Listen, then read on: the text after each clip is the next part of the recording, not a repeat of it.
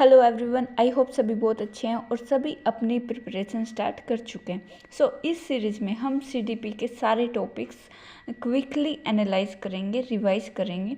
तो सबसे पहले आज हमारी फर्स्ट क्लास है और इसमें हम देखेंगे कि साइकोलॉजी क्या है और इसकी हिस्ट्री क्या है, क्योंकि सीडीपी के अंदर हम साइकोलॉजी की ही स्टडी करते हैं और अगर हमें साइकोलॉजी का ही नहीं पता होगा तो हम अच्छे से नहीं कर पाएंगे। ठीक है, तो सबसे पहले हम साइकोलॉजी का इंट्रोडक्शन देखते हैं कि ये जो साइकोलॉजी वर्ड है ये रुडोल्फ गोकल ने दिया था। किसने दिया था? रुडोल्फ गोकल ने दिया था। और साइकोलॉजी के फादर विलहेल्म वुडंट को बोलते हैं। इनको फादर ऑफ एक्सपेरिमेंटल साइकोलॉजी भी बोलते हैं, क्योंकि इन्होंने सबसे पहले जर्मनी में साइकोलॉजी की लेबोरेटरी, साइकोलॉजी की लैब स्थापित करी थी, जो कि जर्मनी की लिप्जिंग यूनिवर्सिटी में थी। ये है इंटरनेशनल लेवल की बात। और अगर मैं इंडिया की बात करूँ तो इंडिया में सबसे पहले जो साइकोलॉजी की लेबोरेटरी थी वो एन सेन गुप्ता ने करी थी कलकत्ता में। ठीक है, अब जो साइकोलॉजी वर्ड है मीन्स इसका जो ओरिजिन है कैसे हुआ। जो साइकोलॉजी है ये दो ग्रीक शब्दों से मिलकर बना है, साइके plus लोगस। साइके means soul, लोगस means study या फिर साइंस। तो नॉर्मली इसका जो मीनिंग है ये है कि हम साइकोलॉजी के अंदर साइंस ऑफ सोल मीन्स आत्मा का विज्ञान, आत्मा का अध्ययन करते हैं, जो सबसे पहले बोला गया था। तो इसके अंदर जो psychology as a science of soul है, सबसे पहले जो इनका जो समर्थक थे वो थे प्लेटो, अरस्तु और डेकार्टे थे।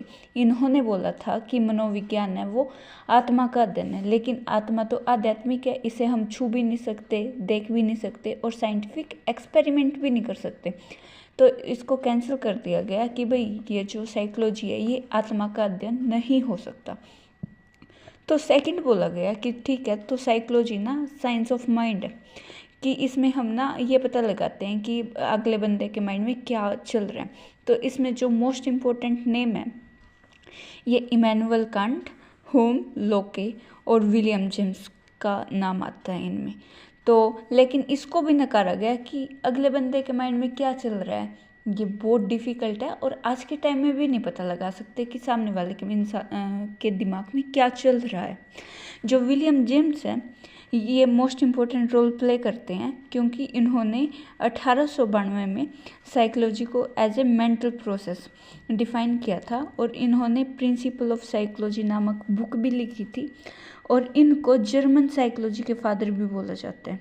और जो स्कूल ऑफ साइकोलॉजी है इसमें फंक्शनलिज्म के जनक भी विलियम जेम्स को बोला जाता है। ठीक है, और मैं जो भी बोल रही हूँ ये कुछ भी एक्स्ट्रा नहीं है, पॉइंट टू पॉइंट हम बात करेंगे, ज़्यादा टाइम हम वेस्ट नहीं करेंगे। तो जो माइंड स्टडी ऑफ माइंड बोला गया तो इसको भी नकार दिया गया।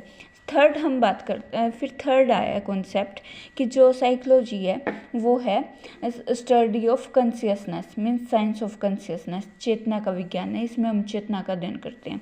इसमें जो मोस्ट इम्पोर्टेंट रोल था ये जेम्स सूली और विलहेल्म वुडंट, जिसको हमने फादर ऑफ एक्सपेरिमेंटल साइकोलॉजी और फादर ऑफ साइकोलॉजी भी बोला था। ठीक है, तो इसके अंदर जेम्स सूली और विलहेल्म वुडंट का नाम आता है। इन्होंने बोला था कि जो साइकोलॉजी है मनोविज्ञान, इसके अंदर हम आंतरिक दुनिया का अध्ययन करते हैं, हम अपने आंतरिक अनुभवों का अध्ययन करते हैं।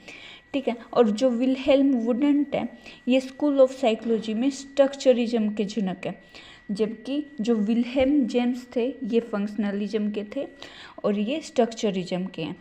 ठीक है, और जो स्कूल ऑफ साइकोलॉजी के अंदर हम 8 टाइप्स को पढ़ते हैं, ठीक है, जो कि हम आगे डिस्कस करेंगे।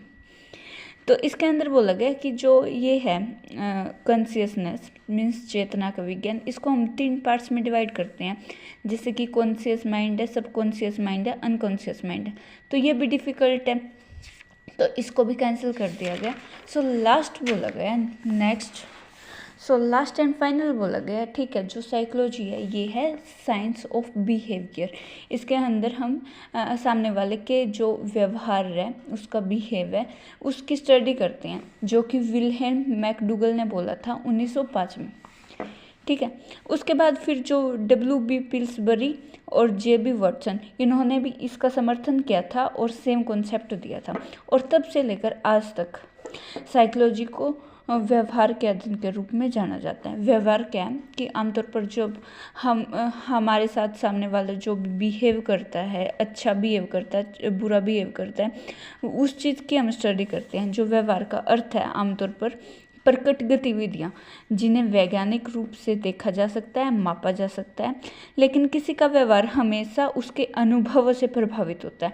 बिल्कुल होता है। अगर हम किसी भी गर्म चीज़ को हाथ लगाते हैं तो एकदम से पीछे आएंगे और नेक्स्ट टाइम हम उसको हाथ नहीं लगाएंगे, क्योंकि हमारे माइंड में आएगा कि भाई इससे ना हम जल गए थे। तो हमारा जो बिहेव है हमारे पिछले अनुभवों से अफेक्ट होता है।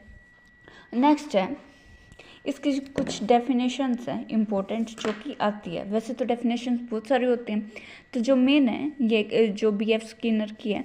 इसलिए मनोविज्ञान को मनुष्य के व्यवहार और अनुभवों के विज्ञान के रूप में परिभाषित किया जाना चाहिए। और क्रो एंड क्रो, ये हस्बैंड एंड वाइफ थे दोनों, तो इन्होंने डेफिनेशन दी थी कि जो मनोविज्ञान है मानव व्यवहार और मानवीय संबंधों का अध्ययन है। आई होप आपको ये समझ में आया होगा। Thank you and stay connected. और आने वाली वीडियोज़ में हम ऐसे ही क्विक रिवीजन करेंगे। सो तब तक के लिए लाइक, शेयर एंड सब्सक्राइब कीजिए। और कोई भी डाउट है तो प्लीज़ कमेंट करके आप क्लियर कर सकते हैं। Thank you so much.